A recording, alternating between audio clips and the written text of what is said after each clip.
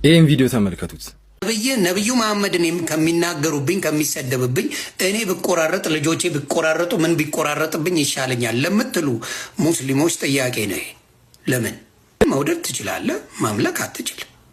ስለዚህ ለምን መልስ የለም አባቴ። በመጀመሪያ ስለ መልስ ከማውራታችን በፊት ይሄ ሰውዬ እንደምናውቀው ትኩረትን በጣም ይፈልጋል። ለትኩረት ሲል ነው አዳዲስ ርዕሶችን እያመጣ የሚያወራው።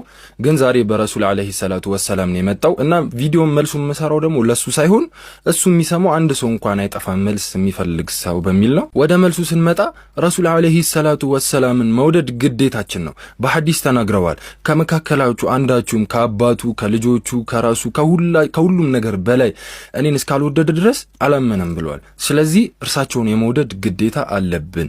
ምክንያቱም ነገ የውመል ቂያማ ሸፋዓ የሚያወጡን እሳቸው ናቸው። አላህን ምህረትን ለምነው እና አሁን ላለንበት ሁኔታ አሁን ላለንበት እስልምና ደግሞ ነፃ የመውጣት ከጨለማ ያወጡን እሳቸው ናቸው። ከዛ ከድንቁርና ዘመን አሁን እዚህ ያመጡን እሳቸው ናቸው። በቁረይሾች በካፊሮች በሙሽሪኮች ተደብድበው እብድ ተብለው ተሰድበው ነው አሁን እኛ ላለንበት ብርሃን እዚህ ያደረሱን። ስለዚህ እሳቸውን የመውደድ ግዴታ አለብን። ከማንም በላይ እንወዳቸዋለን። ልጆቼ ቆራረጡ ምናምን ላልከው ደግሞ ሁሉም ነገር ይሰዋልናል ለእሳቸው። ምክንያቱም አሁን ላለንበት ዓላማ አሁን ላለንበት ደረጃ ሰበብ ናቸው።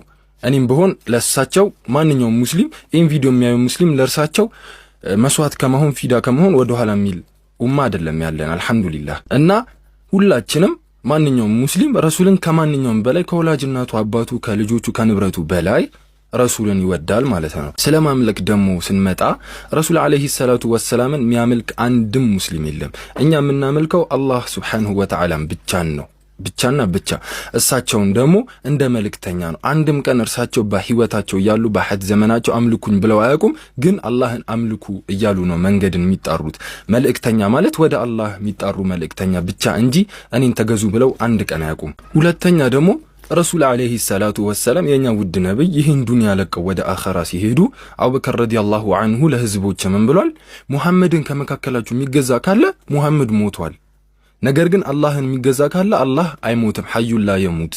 ስለዚህ እኛ ነብይ ሙሐመድን እንድናመልክ እንድንገዛ ታዘናናቅም። ነገር ግን እሳቸው የአላህ መልእክተኛ ብቻና ብቻ ናቸው፣ ወደ አላህ የሚጣሩ። አላህ ሱብሓነሁ ወተዓላ ደግሞ ምን ብለናል? መን ዩጢዕ ረሱለ ፈቀድ አጣ አላህ። ነብዩ መልእክተኛውን የታዘዘ አላህን ታዘዘ ብሏል። ስለዚህ እኛ ነብዩ ሙሐመድ አለይሂ ሰላቱ ወሰላምን የምንወዳቸው ወደ አላህ ለመቅረብና ጀነት ለመግባት ሸፋዓ ስለሚሆኑ ነው። ምክንያቱም ስለዚህ የዚህ ሁሉ መልስ ምንድነው? እኛ ረሱል አለይሂ ሰላቱ ወሰላምን ከምንም በላይ ነው የምንወዳቸው፣ ነገር ግን አናመልካቸውም። ይህን ቪዲዮ የቻላችሁትን ያህል ኮፒ ሊንክ አድርጉት። ኮሜንት ላይ ሰለዋት ማውረዳችሁ እንዳረሱ። ሰላም አለይኩም ወራህመቱላሂ ወበረካቱ።